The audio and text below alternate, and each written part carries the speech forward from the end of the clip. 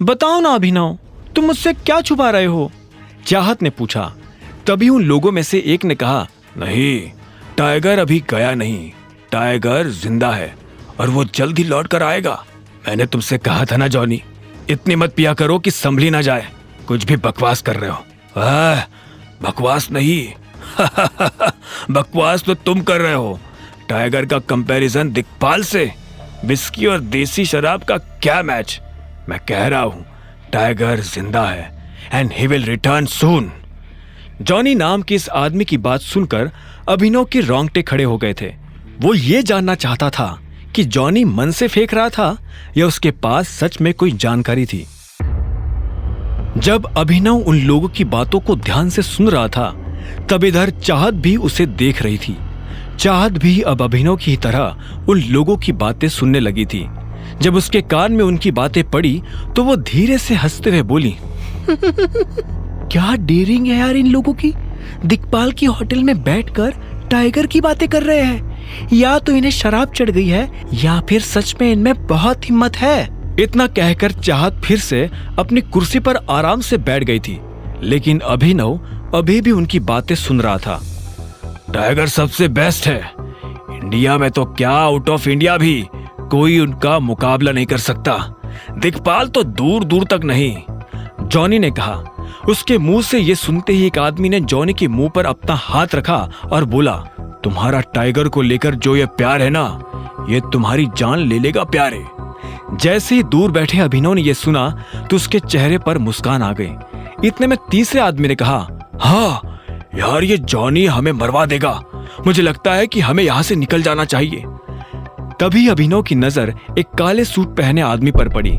उसने आंखों पर चश्मा लगा रखा था और काफी देर से उन तीनों को देख रहा था। जैसे ही वो तीनों आदमी अपनी जगह से उठकर वहां से बाहर निकले, वो आदमी भी उनके पीछे पीछे जाने लगा। जब वो अभिनव के बगल से निकला तो अभिनव ने देखा कि उसके पास एक बंदूक थी। अभिनव को यह समझने में देर नहीं लगी थी कि वो दिक्पाल का आदमी था। अभिनव को यह भी समझ में आ गया था कि कुछ ही देर में उन तीनों लड़कों के साथ यह आदमी क्या करने वाला था। अभिनव! जब अभिनव अपने ही ख्यालों में खोया हुआ था, तभी चाहत ने चिल्लाते हुए कहा और उसे उसके ख्यालों से बाहर निकाल दिया। अभिनव ने उसे देखा और बोला, क्या कह रही थी तुम? तुम मेरी दोस्त से झूठ बोल रहे हो। कौन सी दोस्त? अनन्या! चाहत ने जोर देते हुए कहा। अभिनव को एहसास हुआ कि उससे गड़बड़ हो गई थी। फिर भी उसने बात संभालने की कोशिश करते हुए कहा, नहीं, ऐसा कुछ नहीं है। मैं क्यों उससे झूठ बोलने लगा? और हाँ चाहत, मुझे अभी निकलना होगा। एक जरूरी मीटिंग है, मुझे उसके लिए जाना है। और फिर तुम्हें तो पता ही है, मैं अनन्या का पति हूँ। अगर घर पहुंचने में जरा भी देर हो गई तो वो मेरी जान ले लेगी। वैसे भी वो मेरे ऊपर बहुत शक करती है। शक? तुम्हारे ऊपर? वो तुम्हें पसंद तक नहीं करती, उसके दिमाग में तुम्हारा ख्याल भी नहीं आता, तो फिर वो तुम्हारे ऊपर शक क्यों करने लगी? हाँ जानता हूं, फिर भी अभी मुझे जाना होगा। क्या मैं तुम्हें घर छोड़ दूं?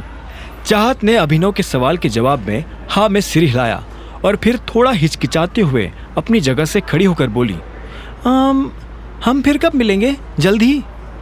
अभिनव ने इस बात का कोई जवाब नहीं दिया और चाहत के साथ होटल से बाहर आ गया।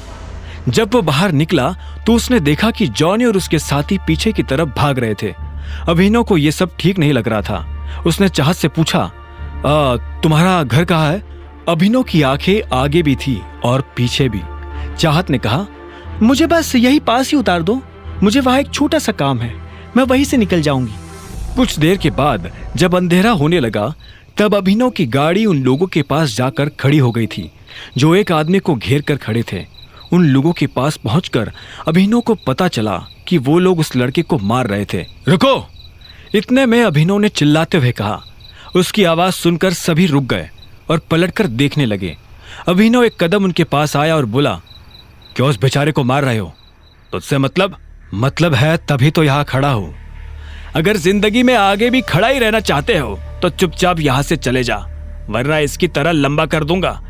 एक हट्टे कट्टे से आदमी ने अभिनव को घूरते हुए देखा और कहा। यह सुन अभिनव को हंसी आ गई। उसने कहा, अरे ये लाइन तो मैं तुझे बोलने वाला था, तूने मेरी लाइन छुड़ाई। अब तो तू और ज्यादा मार खाएगा। अभिनव के मुंह से ये बात सुनकर उन लोगों को और ज्यादा गुस्सा आ गया।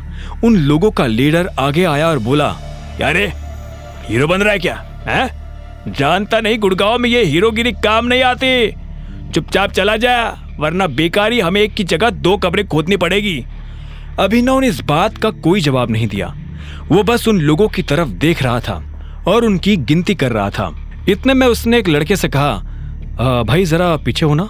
हाँ, वो लड़का पीछे हटा तो आखिर में अभिनव ने अपनी गिनती पूरी कर कहा, हाँ, अब कब्रिस्तान वालों को फोन करके बोल दो कि वो 2 नहीं 20 कब्रें खोद कर रखे। 2 लोग 20 मुर्दों को गाड़ने आ रहे हैं। आगे की कहानी जानने के लिए देखें अगला एपिसोड सिर्फ पॉकेट एफएम के यूट्यूब चैनल पर, और द रिटर्न ऑफ टाइगर के सारे एपिसोड्स को सुनने के लिए डिस्क्रिप्शन में दी लिंक से डाउनलोड करें पॉकेट एफएम ऐप।